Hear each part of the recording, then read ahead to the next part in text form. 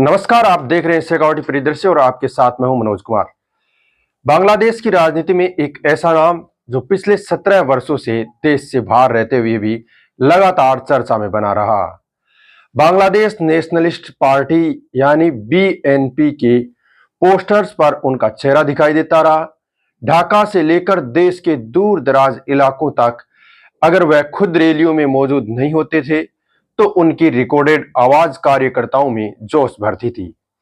ये कहानी है बांग्लादेश की पूर्व प्रधानमंत्री खालिदा जिया के बेटे और कभी देश की राजनीति में डार्क प्रिंस कहे जाने वाले तारिक रहमान की।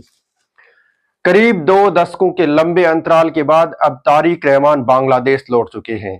बीएनपी के कार्यकारी अध्यक्ष तारिक रहमान अपनी पत्नी डॉक्टर जुबेदा रहमान और बेटी बैरिस्टर जायमा के साथ ढाका पहुंचे हैं।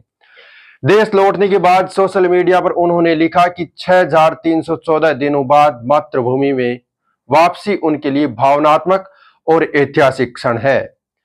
लेकिन तारिक रहमान की ये वापसी किसी सामान्य समय में नहीं हुई है।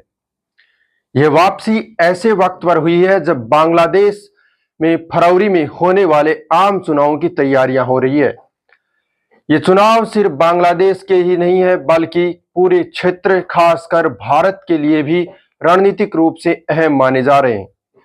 भारत के लिए तारिक रहमान की वापसी इसलिए भी महत्वपूर्ण मानी जा रही है क्योंकि मौजूदा हालात पूरी तरह बदलते हुए हैं और भारत समर्थक आवामी लीग इस समय राजनीतिक दबाव में है, जबकि पूर्व प्रधानमंत्री खालिदा जिया गंभीर बीमारी के चलते अस्पताल में भर्ती है। ऐसे में बीएनपी का प्रभाव एक बार फिर बढ़ता दिखाई दे रहा है।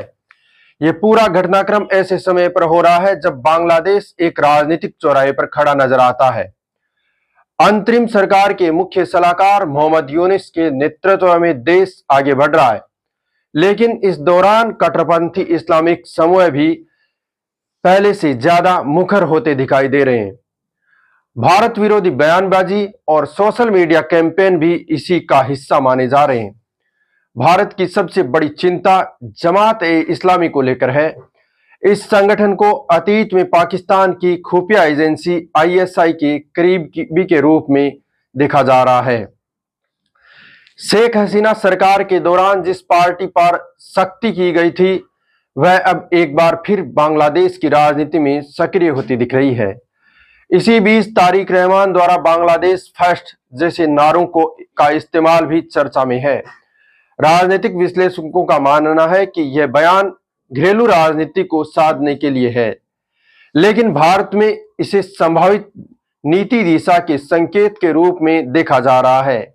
बीएनपी का पिछला रिकॉर्ड भारत के साथ रिश्तों को लेकर हमेशा सहज नहीं रहा है। ये कारण है कि भारत में तारिक रहमान की वापसी को लेकर सतर्कता बढ़ाई गई है। बड़ा सवाल यही है कि अगर आने वाले समय में बीएनपी सत्ता के केंद्र में आती है तो क्या भारत बांग्लादेश के संबंधों की दिशा में कोई बदलाव देखने को मिलेगा। आने वाले महीनों में सिर्फ बांग्लादेश ही नहीं बल्कि पूरी दक्षिण एशिया की राजनीति के लिए निर्णायक साबित हो सकते हैं।